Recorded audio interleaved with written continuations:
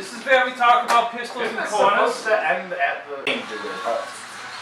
Hey guys, Stumbles here, and we got some of the team together to do a little video on some of the handguns we use and what we recommend when it comes to buying your first or primary handgun. I prefer hand cannons.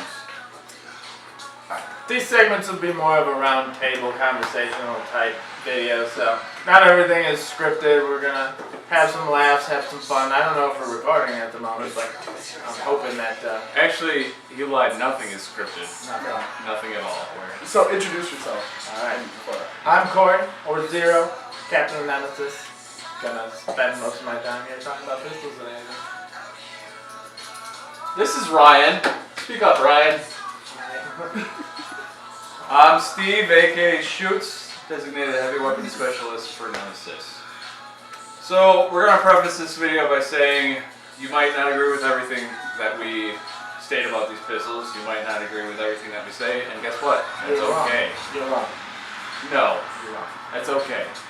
Not everything that we say is Continue being wrong, so viable. then we'll be better. True. Form your own opinions.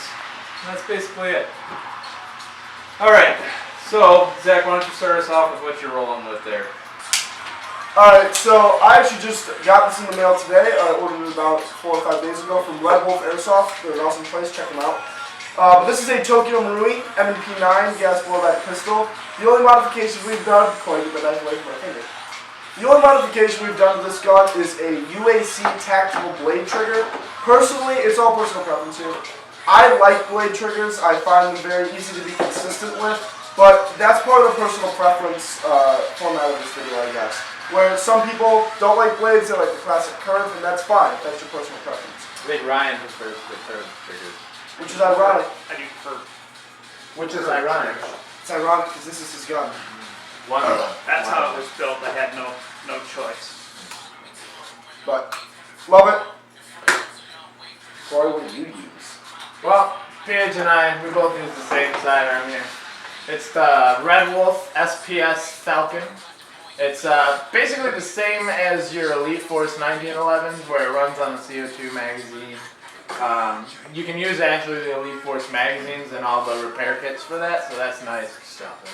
The benefit to this one is it does have the pretty awesome Falcon trades on it. It's got this chrome barrel, which besides looking cool, not that everyone agrees, but besides looking cool, the chrome treatment actually makes the barrel really smooth, so the action on it is very smooth. Hey Ryan, how do you feel about that chrome barrel? I don't like the chrome, but I know it works good. It's probably pretty slippery. Slippery's good, right? Slippery's good. Another thing about the Falcon that we noticed is I'm a hammer. The hammer is a reproduction of the actual real steel Falcon pistol. But on the hammer there's a little notch that when the slide racks back, the little notch kind of can stick up and lock the slide about halfway, a little bit out of battery, so you're not going to be able to fire again. So what we did to remedy that was, PH, this is actually his gun, he just sanded down that little notch there to make it more smooth. What you can do is, I just use a simple grinding wheel on Dremel, and biggest thing with Dremel tools, as anybody will tell you, is just take your time with them. Don't try to do anything too fast, otherwise you'll get sharp edges and stuff like that. But it took me probably about 10 or 15 minutes, and then after you fix that little hiccup in the hammer there, this thing shoots like a dream. Just take your time with the grinding wheel, and then I smoothed all the edges of the hammer there, and then I finished it off with a polishing wheel. And if you want to, I mean, feel free to spray paint it. What I did was just take a little black paint pen and hit it. So other than that, I mean, this thing, since I did that, I've had absolutely zero hang-ups with the slide and the hammer. The reason we, I used to run the KWA M9, and PH used to run the KWA USP. And for a while they were working alright, but in the winter they don't tend to get through the magazine completely. And we were sick of that. We weren't wanting to deal with that anymore. So him and I both decided that we were going to switch to CO2 only pistols, just so we could have the constant reliability year round and never have to worry about swapping out or anything. If you live in any kind of climate where you're dealing with snow on a regular basis like we are up in Illinois, any of the northern states, or if you're just in a climate where you feel like green gas isn't as reliable, I highly recommend a CO2 pistol. I've tried multiple different makes and models of green gas. I know some people love them. and that's awesome. If they work for you, more power to you, but I'm a CO2 fan, and I will never buy anything else besides CO2. There's a little bit more maintenance that you have to think of when you're working with CO2 because the gas is not lubricated at all. So really keeping up on your pistol maintenance, on cleaning it, on lubing it on a regular basis is something you have to pay attention to. But in my mind, those small things that you have to kind of spend more time on outweigh the negatives. So. However, CO2 is not the only way we've found around the cold climate and the pistol's not working. Ryan, one of the things that we figured out that can help the pistol work in cooler weather. Cooler weather, you can run MAP gas. You can get it at any hardware store. Comes in a yellow can. You don't ever want to use it in like the summertime. When you use it in the cooler months, spring, fall, winter. It does tend to kick a little harder, but it is a lot higher pressure, so it doesn't. When it starts to get hot, you can actually do some damage to your gun. I think it's like 9 psi, right? Yeah, it's pretty. It's a pretty high. It's got a completely different smell. Not as bad. I run it in all my guns. In the cooler weather, spring, fall, winter. Gives a really good snap. Like The sub BBs do tend to go a little bit further. But definitely don't use it in the summertime. You'll wreck your pistol. You'll wreck your gun you'll and shoot you might too hot. it might actually blow up because when it expands it becomes higher pressure than it already is. Obviously, when you have different containers of propane and MAP gas and the different levels, your PSI is going to differ in them. But I was actually able, when I had my other pistol that ran on green gas, I was able to do a little comparison between propane and MAP gas, and I was getting easily 75 to 100% more rounds through the gun per mag with the MAP gas as opposed to the propane. That being said, if you're not using green gas and you're using propane or MAP gas, again, remember that you got to clean the pistol a lot more. You have to lube it yourself because that gas does not have lubricants in it as it comes from the store. With propane though, you can buy a kit from Tornado or Airsoft Innovations that is an oiler. If you want to buy cans of propane, you can actually buy a little kit, and it's called an oil pump. And you put some oil in it, and you pump it into the cans of propane. I wouldn't do it with the MAP gas just because who knows what kind of issues you could have with that type of gas. But I've used it. I still have a bunch of propane tanks that are already oiled, and it works great. It actually puts a little bit of oil into each magazine every time you use it. It works good. Let's talk about pistol extras, add-ons, other things we like to do with our sidearms to kind of improve the performance or give us more options. I mean, I see on the table already we got weapon lights, we got an optic. It's not on the table right now, but we have a few extended mags as well for our sidearms. Let's start with the pistol lights. What do we use here? I personally, this is my HK45, KWA HK45. This has just a new RA Tech brass barrel on it, give it a little bit of extra weight. I've had this gun a really, really long time, and it's never let me down. I actually broke the front end off of it once and just gorilla glued it back on. It still goes. It was after I hit it on a window at a game. Not recommended for airsoft guns. I learned that the hard way. But it's a great gun. For weapon light, on this one, I've got a TLR 1S, which means it strobes. It's like 300 lumens. Just a good all-around light. They're pretty inexpensive. When I got this, I think I got this for right around $100, 89 to $100. It's just worth every penny. Parts are cheap. I did break the lens on this one once, and it was maybe $20 for a new lens. Also, just a side note on the TLR ones, as well as That's what we pretty much run as a team. We all use TLR ones, but also with the more popular the more popular Surefire models, is that you can find Kydex holsters for pretty much all the popular gun models with either the Streamlight TLR1s or the popular Surefire lights.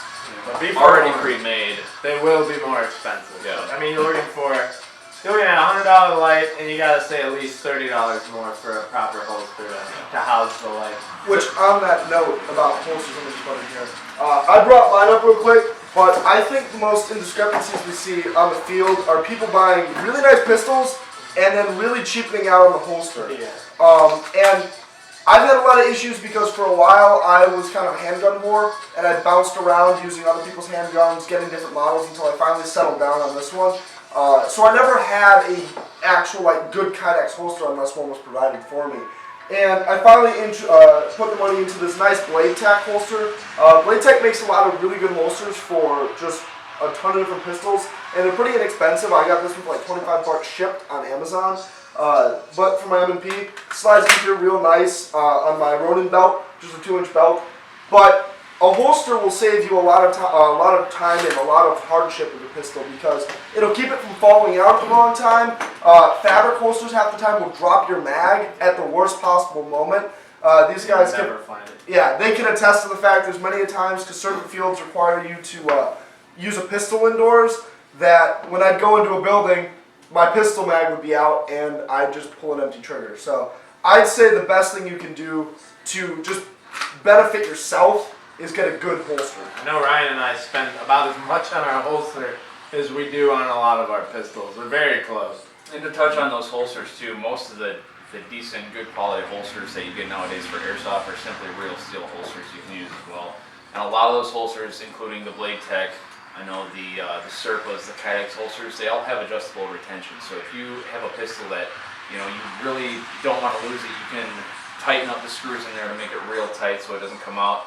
Or like me, I like to have on my Serpa, I like to loosen up that screw on there so as soon as I hit that trigger release on the Serpa, it comes right out. It's all player preference, which is really nice for those holsters because it's kind of customizable in that aspect. And with that though, something Ryan brought up to me when I was ordering a holster for my M&P, do keep in mind this is airsoft, it's not real steel, and sometimes companies will have to make slight modifications to the styling of a gun to accommodate for green gas or CO2.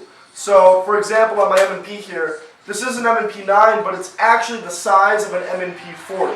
Now, I got lucky because there really is no major differences between the two, and they can all fit in the same type of holsters, but not all guns are like that. Certain guns are going to be just different enough that they won't fit in the standard holster. I know the Timberwolf and some other Glock replicas can be like that at times. So just watch out for that. Make sure you do your research so you don't make a false purchase. Yeah, like Zach said, this is my my jewel, I guess you'd call it.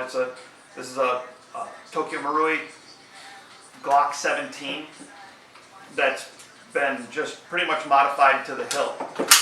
When I got it, I knew that airsoft Glocks they tend to be a little bit bigger than a standard, than a real steel Glock. Slides are a little wider. The slides are a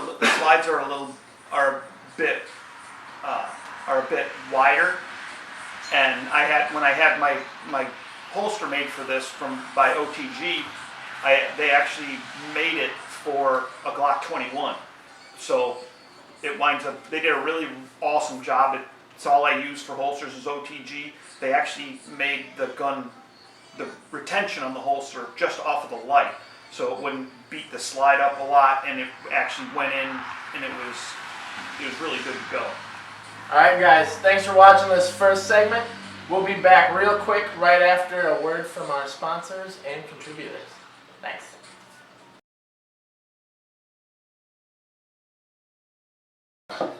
Wow! Those sponsors were great! Alright, so we kind of touched on holsters before, but we're going to kind of glaze back over it, just really kind of try to hit on the point. I know I run a Blade Tech. Ryan's got some of his OTGs laid out here. This is my OTG for my HK45. Really, just awesome fit. I mean, it's just doesn't come out. I've never lost my pistol. This is Okay, Corey. Okay. same company. This is the one that I spoke about in one of the other videos about this is made for a Glock 21. This is a Tokyo Marui Glock 17, and they did it so you really don't. It really doesn't touch the slide much. You know, this is pretty much $1,000 gun, and I just didn't want to, you know, damage it up just with all the holstering and reholstering. I run the G-Code RTI wheels on all of my kit. Now you run yours directly on your hip, right on the belt. I run mine right on my hip. Some of the other guys run a duty drop. I just don't. For me, I'm too big and cumbersome to have it. I can't really get it to work right. I've never really liked something strapped around my leg like that. And it's funny that you mentioned big and cumbersome because I also run my holster directly on my hip, and I'm the complete opposite of that. I hate drop legs, duty drops, whatever you want to call them, with a passion because for me, they wobble too much, they're too low on my leg, and they end up like hindering me and almost making me trip over myself enough if I don't tumble enough already. He likes his a little out more. I like mine as close into my body. But all this stuff is personal preference. The glory of all this is that you can really find a holster that suits you the best. The point is not get this holster, unless it's OTG, because get OTG. Get it. But that's not our point here. Our point here is saying invest in a quality holster. You will not regret it. Like this holster I had made for my CZ P09, and it's made by Black Rhino Concealment, Wolf Gray. Good little holster. They don't charge a lot for them. This is one that sits really close in.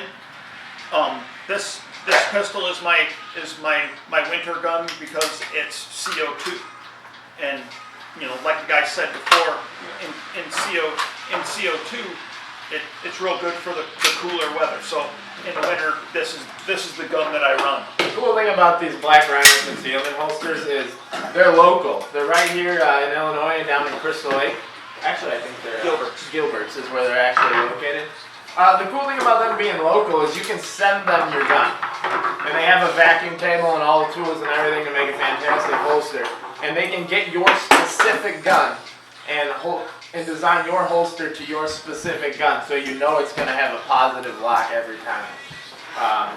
We know the guy who makes the holster. His name is Gino. He's a fantastic guy. And if you want a solid custom Kydex holster for under $100, then this is the place to go. I think they average around like between $50 and $70 depending on the model you get. And they're really good holsters. They use good Kydex. Well, when it comes to pistol holsters, I'm more of an old school guy. A lot of these guys run the Kydex. I just love the Surface. They've worked for me. They've always worked for me. I've never lost a pistol mag out of one. I've never lost a pistol out of one. It's like fireworks. I just run my 1911 with a 1911 It's like lit fire. Serpa pistol mag or a pistol holster with a simple finger release on it. Taste this and tell me that it doesn't taste like lit fireworks. How do you say no? Like that. Speaking of CO2, Tastes like lit fireworks. It tastes like lit well, fireworks. then do Hold your horses. Well, you Not got that? done You with got my Serpa yet. Okay. So with my Serpa, I run a duty drop. I know a lot of guys don't like them. These guys don't like them. I don't know. I love it. I'm a really tall guy. I'm 6'5", so I got really long arms. When I have a pistol mounted straight up on my hip, I feel like it's just too high for me. So I run that duty drop, that extra 2 or 3 inches that you gain from it. Just makes it so much more comfortable in my opinion. I agree. And yeah. I like the Serpas. I always have. Some people don't like Serpas. I always like the Serpas. The only problem that I've found over the years is you can't run a pistol light with it. If they would make one that you could run a pistol light with, I would probably still run a Serpa because, you know, like I said, some people don't like them. I just always liked them. I've never ever lost a pistol out of one ever. There's something to be said for that positive lock that you have with that. Yeah, the thing with the Surface though is I don't like the button. Like I feel like the fine motor skills are gone in combat situation when you're going to draw real quick and then you're like, where the fuck is that button? You know? One way that I learned to counter that actually is on that button. The rest of the holster, similar to this Kydex here, is very smooth. On the button release for the Serpas, I actually put a little bit of grip tape. So when you go down to reach for your pistol, you know, you feel that grip tape, that resistance with against your gloves there, and you know that's where you got to push. I felt like that's a little tip and trick that you can learn to kind of help recognize when you're under that stressful environment that, you know, your fine motor skills are gone, but you feel that resistance on your index finger from where the release is on that mag. It helps a little bit. And my issue with Serpas a little differently is I used to love Serpas. In fact, I always wanted one. I think everyone starts with Yeah, I think everybody does. Their first decent holster is a Serpa. But my issue became, again, going back to the point of I like things tight and close to me, especially being a breacher going through doorways and stuff. I just like it tight and I like it close. And the button naturally pushes it away from my hip a little bit, and then I get separation anxiety. And yeah, these guys are idiots, and decided that it'd be fun to hide my gun from me, knowing that it would piss me off. It does. I'll have you know that my mother says I'm very smart. Let's talk sights. Yeah. Let's talk sights. Ryan, what are you running on your big fancy gun over there? We're gonna have some pretzel sights. The fancy gun. It's just a replica RMR. Nice thing about red dots on a pistol is being able to pull up the dot and just put it somewhere and shoot. Now that's a full salient replica upper, right? Yeah, this is a Tokyo Marui where the gun's modified, salient arms, whole slide kit. Was expensive, but it was worth it. They do a really nice job. Sidewise, it's got suppressor sights. To clear the RMR. So you can co-witness the dot and everything on them. They are actually tritium too, so they do glow in the dark all the time. It's not just you have to put light on them to make them glow. They do actually glow. Now, how does that dot hold zero? How does it work? This one, it doesn't hold zero very well. That's one of the problems with a lot of the replica stuff. If I were to put a real one on there, yeah, it would hold zero all day long. But it's airsoft, so it doesn't. They don't always work for very long. That's why the suppressor starts over. Yeah. Yeah. But it makes for a good look. This one's been beat up pretty good, and I don't even know And it how. makes for some seriously sexy slide racks. It really does. 'Cause you can just. Come on. Who needs to do this? Who needs to do that? Who doesn't want to do that? Right. It's just Wow. I guess on the topic of sights, one of the things I did already to this gun, when I do to all my guns, is most guns, when they'll come with a white dot on the front sight and 2 white dots on the back. I know some Glocks come with a little boxy U. What am I saying? I personally don't like that. Because he doesn't like to hit his target. Right. I actually black out my rear sights. I just took a Sharpie, blacked it out, and that reason being because I actually find it faster and my mind has less to focus on when the dot is only on the front sight. It's just quicker for me. It's how my mind works, that my mind is supposed to focus on the front sight, but it sees 3 dots and I get all excited inside and say, ooh, happy 3 dots, and then I'm already shot. So that's just one of the things I did that I like. It's not for everybody, but it's an idea if you're trying to work around that. Yeah, that goes more into the do what works for you. Even though it's stupid, do what works for you. Because you can listen to as many other opinions as you want and try them all out, but if they don't work fast, then you're going to lose. So find the quickest way. Cool thing about airsoft pistols and their optics is that a lot of these things can actually use real steel sights. So if you're a fan of the fiber optics, you know, you can get fiber optic rear and fronts, or you can just run a fiber optic front or something like that, or just fiber optic rear, whatever works for you. Tritium sights, you can get the paint and just paint it on, the paint that glows in the dark there. That being said, a lot of us would kind of agree that when you get into that situation where your body's under a lot of stress and you're in a low light environment, you're probably not going to be using your sights on your pistol that much, because by that point, you've ditched your primary, which tells me that your primary is either out of ammo or something's gone haywire with your primary. You've already had to go to a backup. You're already in a low light situation, and you already have someone shooting at you. At that point, you're probably not aiming down your sights, and if you are, you're probably not going to be that accurate aiming down your sights. You kind of go into that caveman mode where it's just point and shoot. A lot of people like to run optics on their pistols. Nothing wrong with that. If it works for you, great. But there's also a lot of people out there that say, it's kind of pointless because when you get to the point where you have to draw a pistol, your adrenaline's going in, you're so amped up that you're really not even going to be using the sights. You're kind of just pointing and shooting at that point. Which is a perfect segue into why pistol? Why pistol? Why? Why? Why? Why? Porque. Why can't you just reload? Seriously. Why pistol?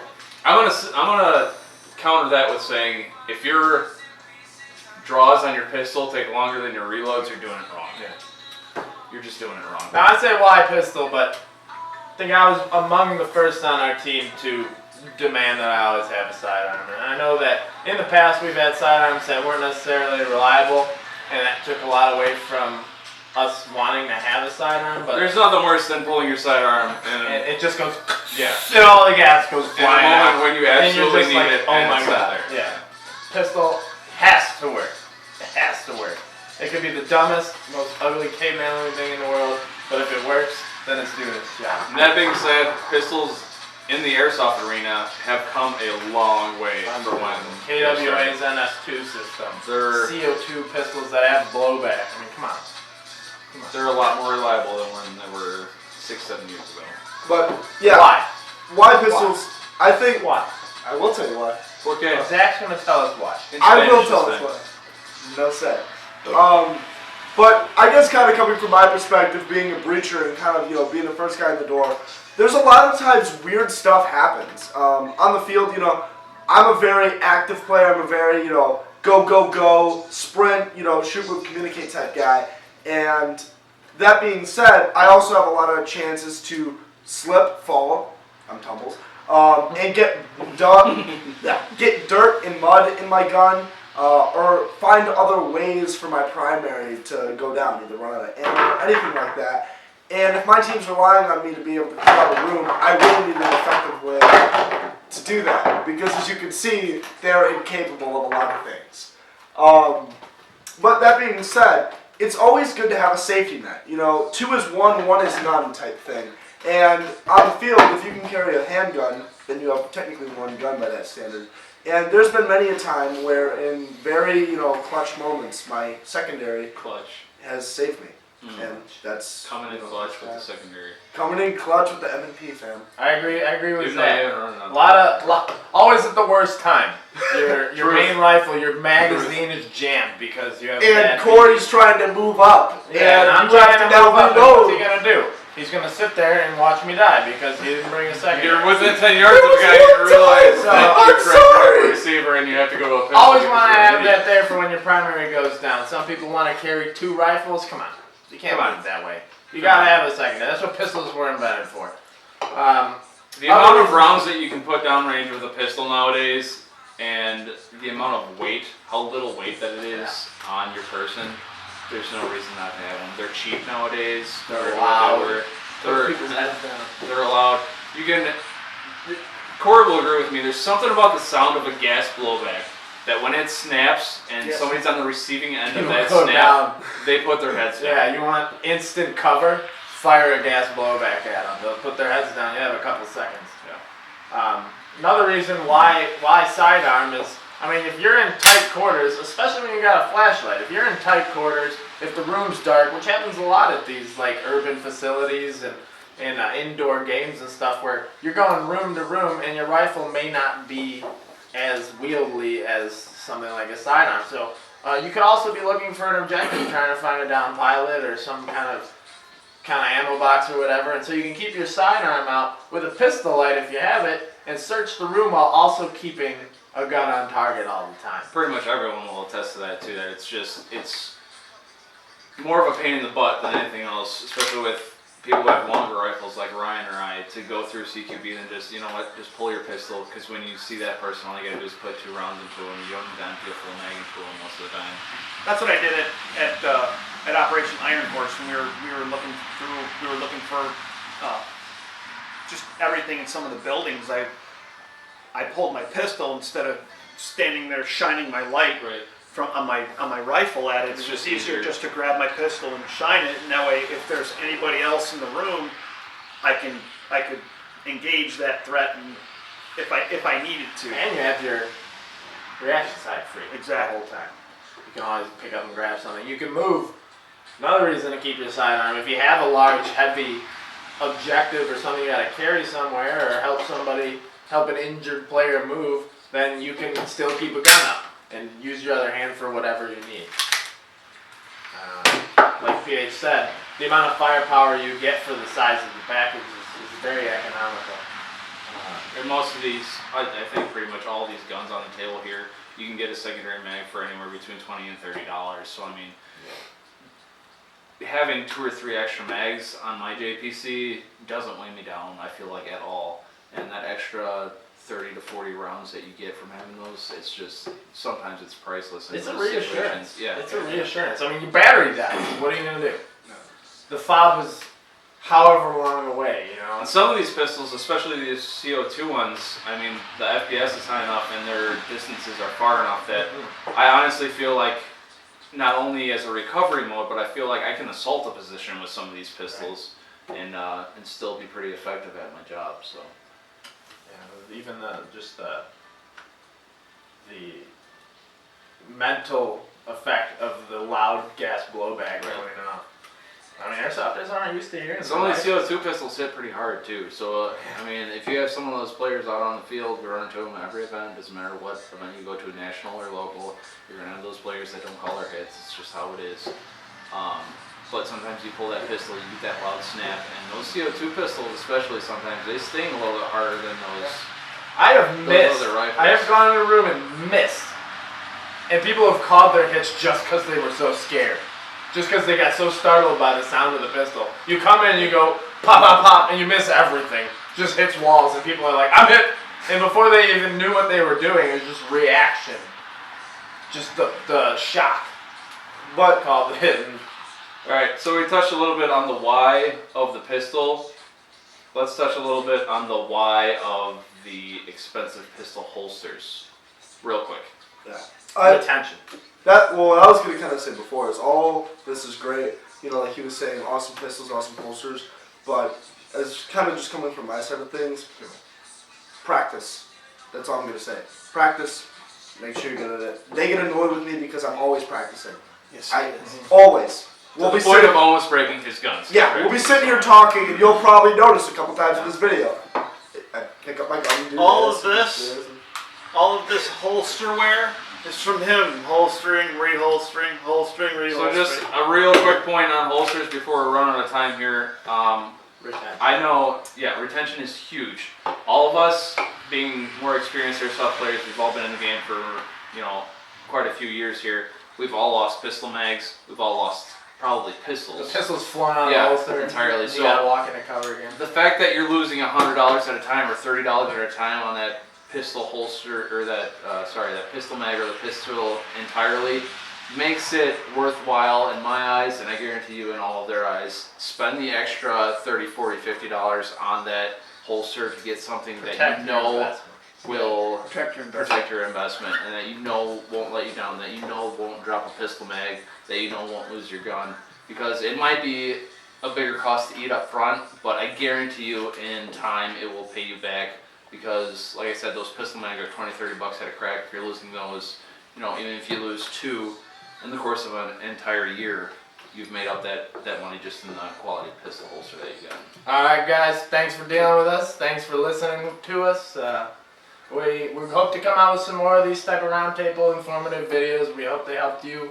It's fun for us to do, so see you on the field, guys. Peace out, Craig. Cheers. Shut up. Fuck off. Sponsored by Mentos. This is where you're at. That's false sponsorship. We can get sued for that.